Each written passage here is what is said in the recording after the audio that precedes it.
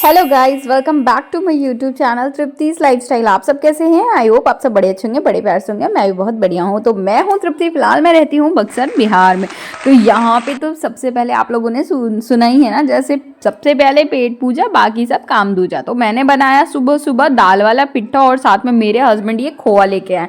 खोआ तो वो ऐसे लेकर आए थे और बोलते ऐसे रहे थे कि जितना फ्रेश तुम नहीं होगे या बाकी तुम्हारे खाने नहीं होंगे, उससे ज़्यादा फ्रेश ये खोआ है। तो मैंने भी बोला चलो भाई बना ही देते हैं पेड़ा। पेड़ा तो मैंने बना लिया, बच्चों को पसंद भी आया। उसके बाद ये था मेरा नाश्ता, पिट्ठा और साथ में मटर के छोले, चटनी और टमाटर बैंगन का चोखा। उसके बाद बारी आ गई दोपहर की। दोपहर की नहीं, 12 बज रहे थे। 12 बजते ही मेरे बच्चों को मुझे दूध देना था, क्योंकि उनको सुलाना भी था। तो मैं उनको नाश्ते के बाद एक बार दूध देती हूँ। तो मैंने फटाफट से उनके बॉटल साफ किए। बॉटल तो मैंने पहले ही साफ कर दिए थे, बट उसको दोबारा हल्का सा क्लीन कर दिया। और पीछे देखिए, इसकी शैतानियां तो कभी कम ही नहीं हो सकती हैं। ये ऊपर भी मेरे साथ आया है और ऊपर भी बदमाशी ही कर रहा है। तो मैंने फटाफट से दोनों बच्चों के दूध लिए और नीचे लेके चली गई।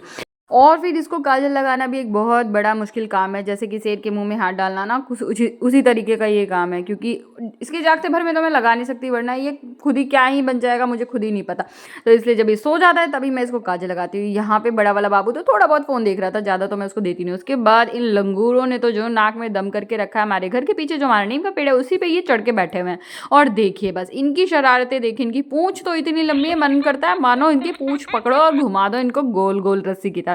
ये देखिए, यहाँ से कूद के वहाँ, वहाँ से कूद कर वहाँ। हमारी छत पे, पूरी छत पे इन बंदरों ने तांडव मचा के रखा है, ईंटों को यहाँ से वहाँ फेंक कर। और इनको तो डर ही नहीं लगता भाई। इनके मारे, इनके डर के मारे हम लोग घर में बंद रह रहे हैं, लेकिन ये खुले में घूम रहे हैं। उसके बाद मैंने बच्चों को सुला उला कर यहाँ पे दोपहर में अच्छे से पूरे घर में दोबारा झाड़ू लगाया, पोछा लगाया और सारा काम खत्म किया। और क्या काम ही है मुझ।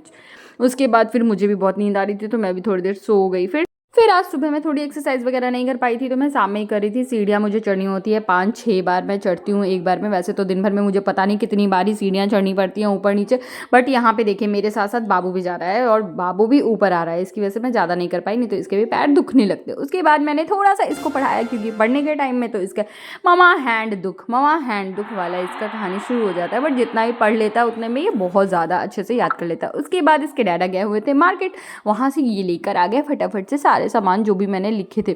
और एक और चीज़, इतने दिनों से मैं इनको बोल रही थी, मुझे खानी थी पाव भाजी। पाव भाजी मुझे खाने का मन कर रहा था जब मेरा छोटा वाला बेटा पेट में था, यानी मैं प्रेग्नेंट थी उस टाइम से। और जाके अब ये लेकर आ रहे, ना मुझे ये मार्केट में खिलाते हैं और ना घर में लेकर आ रहे थे उसका सामान। बाकी सामान तो लेके आए थे, बट ये बन यहाँ पे नहीं मिल रही थी, नहीं लेके आ रहे थे। तो आज फाइनली लेकर आ गए थे।